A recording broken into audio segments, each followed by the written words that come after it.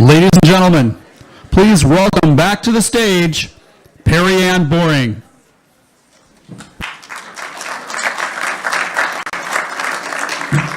All right, thank you and welcome back. Up next is a fireside chat with Brad Garlinghouse. He is the CEO of Ripple. Founded in 2012 in some of the earliest days of the blockchain ecosystem, Ripple works to connect banks and payment providers to make sending and receiving money globally faster and more efficient. Some of Ripple's customers include Standard Chartered, American Express, PNC, among many other leading financial institutions. Ripple was named one of the top 5 hottest companies in fintech by Fortune. They're one of the top 50 fintech companies by Forbes, and they were awarded the Technology Pioneer Award by the World Economic Forum. Brad will be interviewed by Jill Malandrino, the global markets reporter for NASDAQ. Please help me welcome Jill and Brad.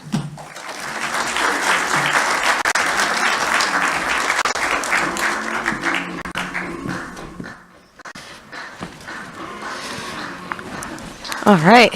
They picked the perfect people for the after lunch crowd, huh? Make sure everybody's woken up.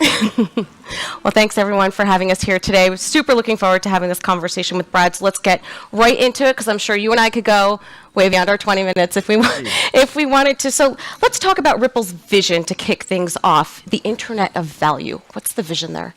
Our view has been since the earliest days of the founding of Ripple that there is an opportunity for money to move the way information moves today. We talk about technologies like TCP/IP and how data interoperability has completely transformed how we access any information.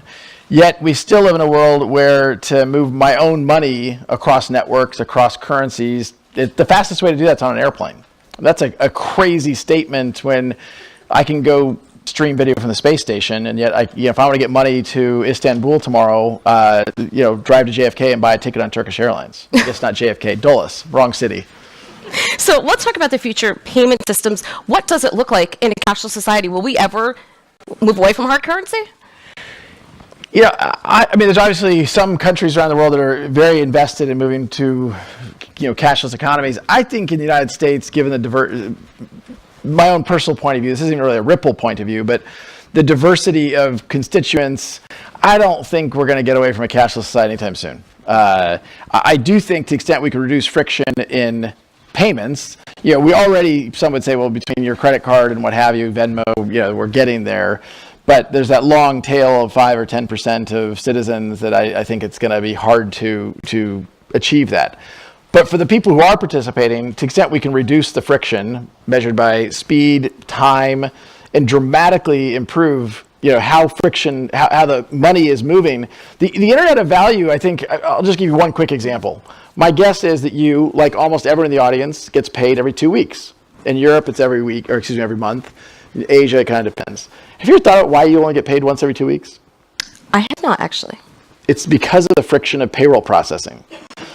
Decades ago, it was a chore to go process payrolls. I said, well, we're only going to do this every so often. Now think about the second and tertiary effects if you got paid every day, or even kind of in a weird way, what if you got paid every hour? I don't know why you need to get paid every hour, but if you got paid every day, your credit card bill, your mortgage statement, they've been built around the system of getting paid every 2 weeks. But now if you get paid every day, how does that change the nature of even the credit card industry or the mortgage industry? So my point being, when we talk about an Internet of Value, I mean, it does get kind of sci-fi Blade Runner-ish, where you have connected devices that become economic actors. That, people talk about, hey, your refrigerator is going to order your groceries. Well, how's it going to pay for them? How is that going to flow? Are you just going to embed a credit card into your refrigerator? That would work if the average payment size is, large enough, but do we not think there's going to be micropayments where people are spending a penny or a dime? Right. I would also imagine, too, where you have legacy banking systems in place and companies built around it, as you had suggested before, that's a big barge to turn around. For sure. Yeah, one of the things that has made Ripple, I think, both successful and arguably controversial is I don't think about it so much as how do we turn the barge around as much as it is how do we help the barge be more successful. I don't think anybody here will be surprised that many in the crypto industry have evangelized things like overthrowing governments and down with banks and from the earliest days at Ripple, I and we have taken the point of view that governments aren't going away. I mean, that sounds like a crazy statement to even say, hey, governments aren't going away. But look, we're at a blockchain summit. There are some in the crypto world who absolutely think, how do we get rid of governments? How do we get rid of banks? Ripple said, and maybe pejoratively describing the banks and governments as barges, using your thing. So I don't mean it in a mean way, but the best way to have the biggest impact is to engage the system, to get the barge to be far more efficient in terms of speed, in terms of cost, in terms of accuracy. And then you can have a bigger impact in enabling the Internet of Value and, frankly, impacting the whole economy. Right. Well, I mean, we're here talking about blockchain adoption, the outlook, the technology underlying it, and that's really been the theme over the past 4 or 5 years. But I feel like 2019, we're talking about implementation and putting theory into practice, and I think that's really key over the next couple of years to really make this a scalable thing. Yeah. I'll give you 2 quick stories on this. So I've been at Ripple 4 years, and I remember one of the first conferences like this that I came to, and I remember feeling like I just walked into the alien bar on Tatooine. For those of you, you kind of walk in, you're like, whoa, we got some interesting personalities here. So 4 or 5 years ago, I think the use case for crypto largely was just associated with Silk Road. And then we graduated to the use case for crypto being speculation. Now, on one hand, you'd say, well, speculation isn't great. It's better than being known as just serving illicit purposes. I think now we're seeing increasingly it is focused on solving real problems for real customers. And the hype cycle that has driven blockchain, has driven crypto, I think, has slowly abated, partly as measured by the market cap of all crypto being down, roughly 85%. At the end of the day, the value of any digital asset, I believe very strongly, will be derived by the utility that it delivers. There's a lot of crypto out there that I can't figure out what it does. Mm-hmm. Well, it's interesting that you are talking about how blockchain is synonymous with cryptocurrency, and with Ripple, the same thing as well with XRP, right? So what are you doing to dispel that and better educate the marketplace? It's a really good question. One of the things that Ripple, the company, and really the whole industry has struggled with is, in part, born of our own confusion at Ripple years ago, in providing better clarity of what is Ripple, a technology company based in San Francisco selling technology to banks and financial institutions around the world. And then there's an open source ecosystem called XRP, the XRP ledger, that we can't control. We use it as part of our tech stack because XRP is so fast and so efficient. In contrast with other proof of work based blockchains, the average XRP transaction takes about 4 seconds. It costs a de minimis amount of money. And so it's about 1,000 times faster than a Bitcoin transaction and about 1,000 times cheaper than a Bitcoin transaction. So we have definitely, over the course of the last year, tried to do more to make it clear. We have a set of Ripple shareholders. They're investors in our company, and some of them include very large financial institutions. And then separately, there's people who own XRP. And those are 2 separate things. I've made the point that if Ripple, the company, went away, XRP would keep trading. Right. There's 100 exchanges around the world trading XRP these days. I think today there's somewhere around $800 or $900 million of global liquidity.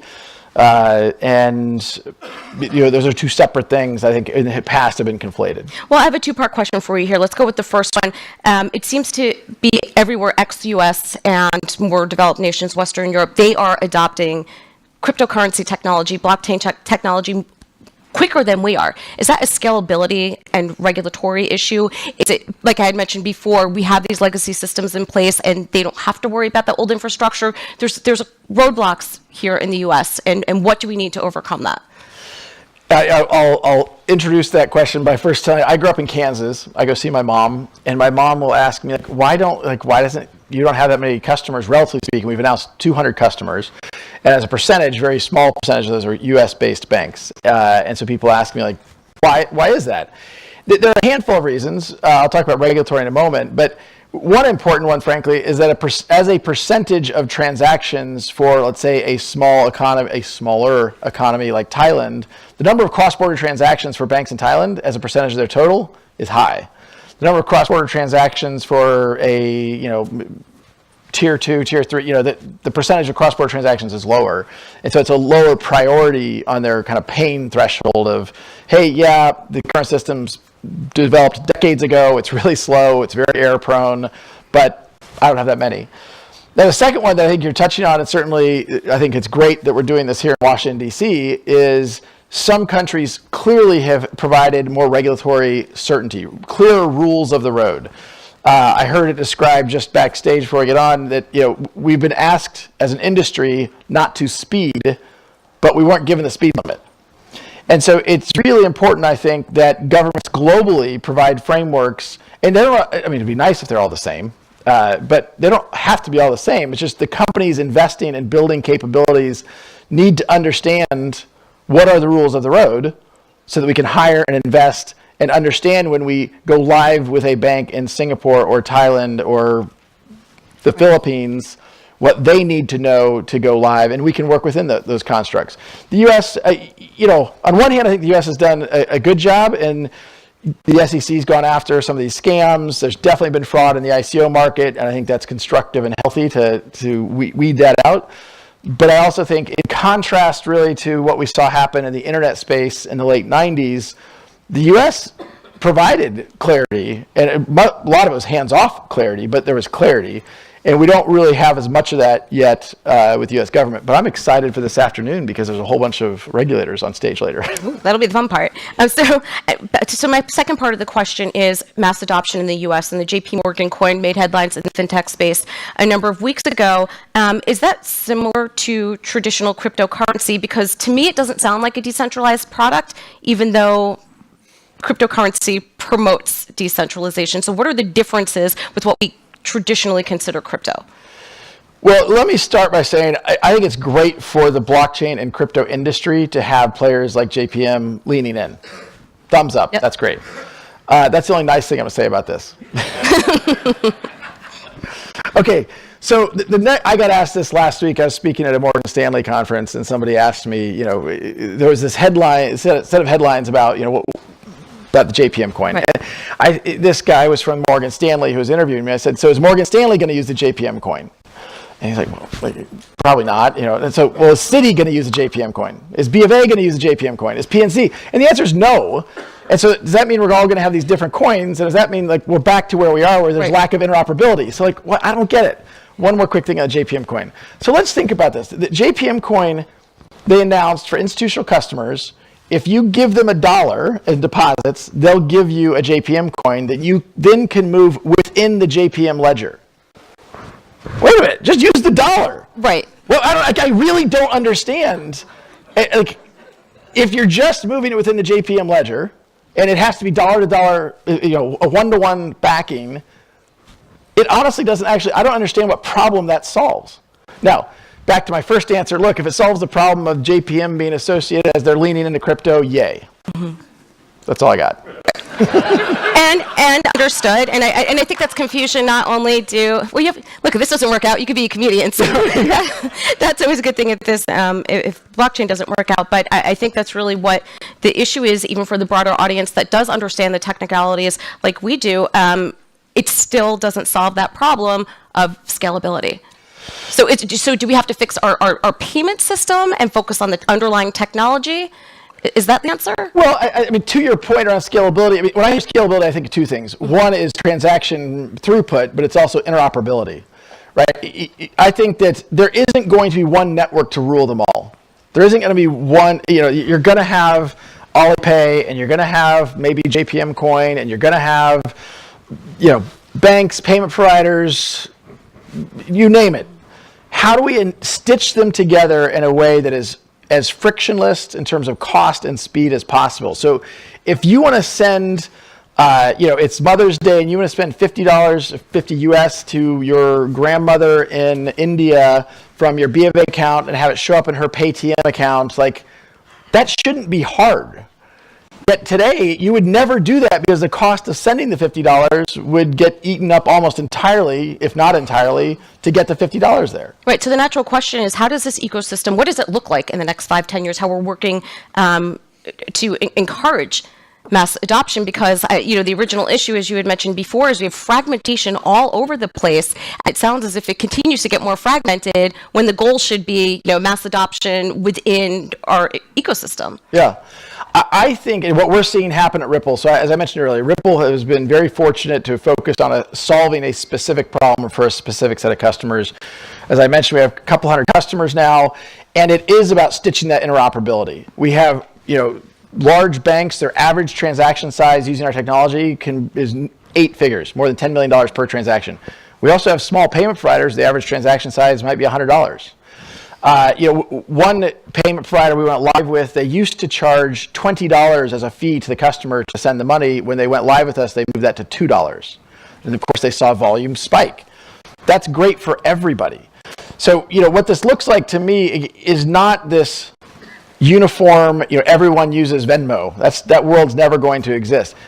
Can I also digress to point out, how is it that Venmo and PayPal transactions are not interoperable? Speaking of these things, right. PayPal, for those who don't know, PayPal owns Venmo. To me, it's an example of the lack of interoperability, the non-homogeneous. You're going to continue to have that, lots of different networks. You need an underlying technology to make them interoperable. That is what Ripple has been focused on, and we feel really good about the traction we have. All right, well, let's talk about blockchain technology overall. And I asked this question, and one of the people that we had on my show is blockchain. I think magic potion was the word that we used. Is it going to be the be-all and end-all to solve? Pixie dust? Fairy dust. Is that going to be the one thing that solves all of our global financial issues? No. That's the same answer we had. Well, I think I'm not trying at all to talk down the potential and the impact of blockchain technologies on transactions globally. I think this goes without saying to this audience, but the magic of a blockchain transaction is allowing two parties to transact without trust. Today, every transaction like that goes through a central counterparty, whether it's a stock exchange, insurance. There's lots of central counterparties enabling transactions, and to do so, there's friction by speed, by cost, what have you. To the extent we can use blockchain technologies to reduce those frictions, reduce those costs, that's going to make for a more efficient global economy, period. We, Ripple, have chosen to focus on cross-border transactions because that correspondent bank is a central counterparty as they pass transactions through. If we can democratize and kind of flatten that, you're going to speed up transactions, you're going to reduce the cost, and that's a good thing. I think, you are seeing lots of startups apply blockchain to different use cases. I do think the word blockchain kind of has become catnip for investors. I say it's blockchain because investors will find that exciting. The question that I encourage investors, and really even entrepreneurs, to ask themselves, why am I using a blockchain if a database could work? Let's not assume that a database isn't all, sometimes that's a more efficient, more scalable, lower cost. There's sometimes when a blockchain makes perfect sense, but to your point, whether it's pixie dust or fairy dust or catnip, it's probably been overused. And I think the last year, what people have called a crypto winter, I think it's been healthy for the market. I think it's you've seen some weeding out. On the contrary, Ripple had a record year last year. We're in a great financial position and excited to keep building. But see, that's what's so great about the market, because one thing that does exist uniformly across the board is Darwinism, and it has a really good way of weeding out what's going to last and what's going to last. And again, it's such a young industry that it's just starting to evolve, and you will see other products and other technologies come on board.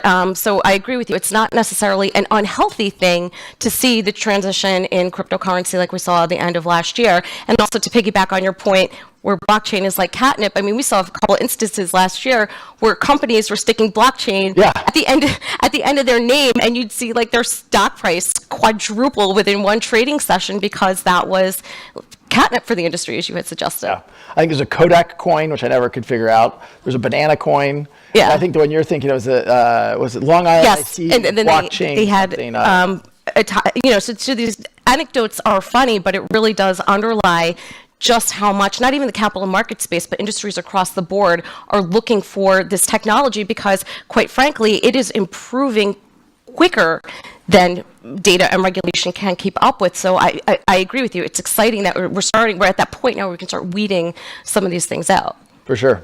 So we have about 30 seconds left here. What's the outlook over the next 5 years? What do we look like? I think that, first, Alec, I think while we've gone through maybe a rationalization and weeding out, I am as optimistic as I've ever been, in part because it is forcing the industry to understand who their customer is, what problem they're solving, and make sure it's actually solving it. So I think, look, the strong and healthy will survive. There is no doubt these technologies. I moved to Silicon Valley 22 years ago in the earliest days of the internet. And I think, we are talking about the SMTPs and TCP/IPs of the next 20 years. And just to be clear, SMTP is the email protocol, TCP/IP is, HTTPs and TCP/IP are enabling the World Wide Web. So I think these are foundational technologies of the next 20 years, and we will certainly see which industries they get focused on. All right, awesome. Thank you so much, Brad, for joining me today on Thank you. stage, and thank you, everyone.